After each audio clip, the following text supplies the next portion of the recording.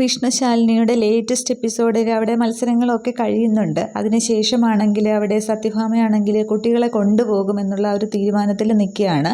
അന്നേരം ആ ഒരു സീനിൽ കാണിക്കുന്നത് രഘുനരും പിള്ളയും ഇല്ല, സത്യഭാമയും ശിവനും ശാലിനിയും കുട്ടികളും പിള്ളയും പിന്നെ ശ്യാമയും രോഹിത്തും ഒക്കെ ഉണ്ട്. അന്നേരം കുട്ടികളാണെങ്കിൽ ശാലിനി ആണെങ്കിൽ 2 കൈകളിലായിട്ട് ഇങ്ങനെ ചേർത്ത് പിടിച്ചിരിക്കുകയാണ്. എന്നിട്ട് ഭാമ ദേഷ്യപ്പെടുകയാണ് ശാലിനിയോട്. അത് പറയാൻ നീ ആരാടിയും ചോദിക്കുകയാണ്. അതായത് കുട്ടികളെ കൊണ്ടുപോകാൻ പറ്റില്ല എന്ന് ശാലിനിയോട് പറയുമ്പോൾ അത് പറയാൻ നീ ആരുടെയും ചോദിക്കുമ്പോൾ ഞാൻ ഇവരുടെ അമ്മയാണ് എന്നിങ്ങനെ ദേഷ്യത്തോടെ ശാലിനി പറയുകയാണ്.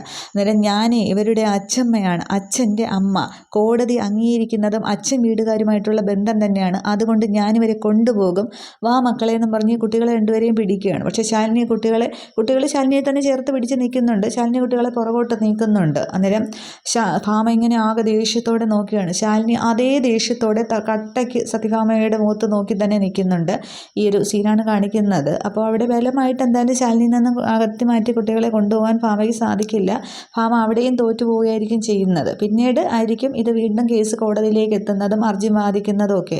അവിടെ വെച്ച് സത്യഭാമയ്ക്ക് കാര്യങ്ങൾ ബോധ്യമാകുമായിരിക്കും. പക്ഷെ പിന്നീട് ഇവരെ വീട്ടിലേക്ക് കൊണ്ടുപോയി കഴിഞ്ഞാൽ പിന്നെ ശിവൻ എങ്ങനെയാവും എന്നുള്ളതാണ്. അവിടെ മഹേന്ദ്രനാണെങ്കിൽ സുഖമില്ലാതെ കിടക്കുകയാണ്. വീട്ടിലേക്ക് തിരികെ ചെല്ലാമെന്ന് പറഞ്ഞാണ് മഹേന്ദ്രൻ്റെ അച്ഛനും അമ്മയും സഹോദരിയും ശിവനാണെങ്കിൽ അച്ഛനും അമ്മയും സഹോദരിയും വീടും ഒക്കെ ഉണ്ട്. അവരെയൊക്കെ വിട്ട് ഇവിടെ നിൽക്കുന്നു എന്നുള്ളത് ആ ഒരു കഥയിലേക്കുള്ളൊരു ഗതിയല്ല.